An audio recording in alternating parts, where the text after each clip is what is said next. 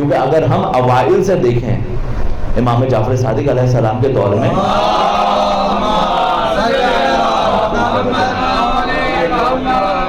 بہت سارے لوگ موجود ہیں، بہت سارے لوگ موجود ہیں یہ علم کا درس دے رہے ہیں، لیکن کیوں دشمن امام کو ہی شہید کروا رہا ہے؟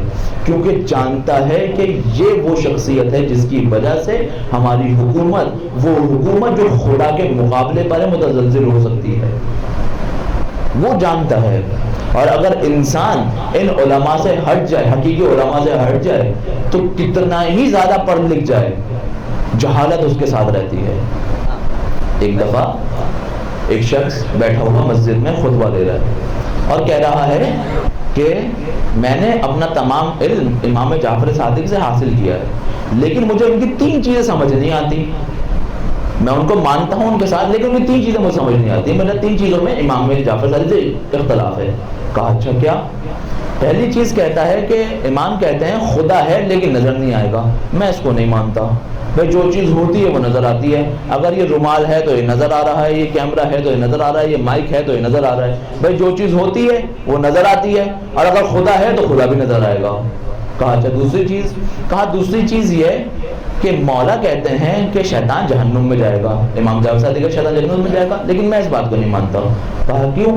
کہتے ہیں شیطان جو ہے وہ آگ سے بنا ہے، شیطان آگ سے بنا، جہنم بھی آگ سے بنی ہے۔ اب آگ کو کیا نقصان پہنچائے گی؟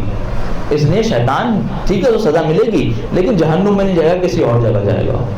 کہا تیسری چیز؟ کہا قرآن میں ہے اللہ علی کل شیء قدیر، کہ اللہ تمام چیزوں پر قادر ہے۔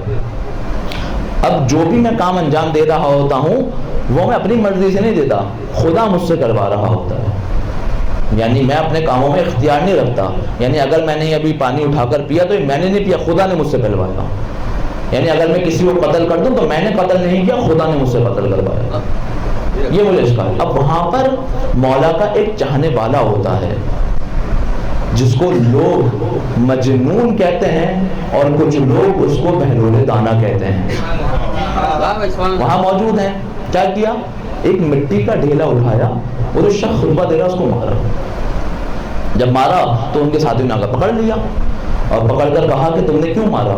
کہا اگر مارا ہے تو قاضی کے سامنے ثابت کرو۔ اب قاضی کے سامنے لے کر آئے، پورا شہر جمع ہوا۔ پوچھا کہ آپ نے مارا ہے؟ کہا ہاں، لیکن اس سے پہلے میں چاہوں گا اس کو میرے مولا سے کچھ سوالات ہیں وہ یہ پوچھے، پھر اس کے بعد میں بتاؤں گا میں نے مارا ہے نہیں مارا۔ انہوں نے کہا اچھا۔ کہا بھائی آپ کی کوئی سوال؟ انہوں نے کہا ہاں۔ کہا انہوں نے سوال دہرایا کہ بھائی خدا ہے لیکن نظر نہیں آتا۔ انہوں نے کہا اگر خدا ہے اور نظر نہیں آتا تو تمہارا کیا کہنا؟ کہتا ہے میں کہتا ہوں جو چیز ہوتی ہے وہ نظر آتی ہے۔ اچھا یہ بتا کہ میں نے تجھے مارا، تیرے پاس کا کیا ثبوت ہے؟ کہا اس کا ثبوت یہ ہے کہ مجھے درد ہو رہا ہے۔ کہا درد ہے تو دکھا۔ کہا درد ہے لیکن نظر نہیں آتا۔ کہا اگر درد ہے اور نظر نہیں آتا تو پھر خدا بھی ہے اور نظر نہیں آتا۔ کہا تیرا دوسرا سوال؟ کہا دوسرا سوال یہ تھا کہ شیطان جو ہے وہ آگ سے بنا ہے اور جہنم بھی آگ کی ہے، تو آگ آپ کو کیا نقصان پہنچا سکتی ہے؟ پوچھا میں نے تجھے کس چیز سے مارا؟ کہا مٹی کے ڈھیلے سے۔ کہا تو کس سے بنا ہے؟ کہا مٹی سے۔ کہا اگر مٹی مٹی کو نقصان پہنچا سکتی ہے تو آگ آگ کو بھی نقصان پہنچا سکتی ہے۔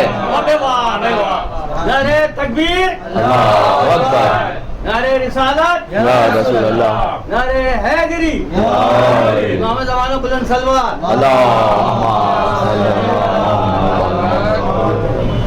کہا تیرا تیسرا سوال؟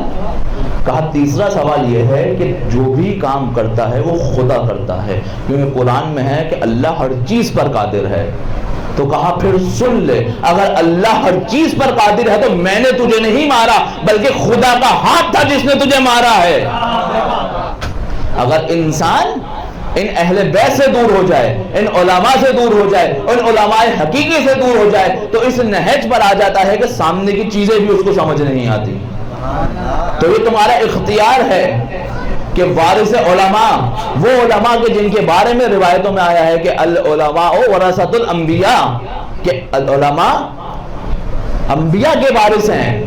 ابھی تمہاری مرضی ہے، انبیاء اور ائمہ کے وارثوں کو ماننا ہے تو مانو، یا جوہلا کے وارثوں کو ماننا ہے تو مانو، اور پھر یاد رکھنا اس کا نتیجہ بھی یہی نکلے گا کہ علماء کے وارثوں کو مانو گے تو پھر ان کے ساتھ محشور ہو گئے، ورنہ پھر اپنے آقاؤں کے ساتھ محشور ہو گئے۔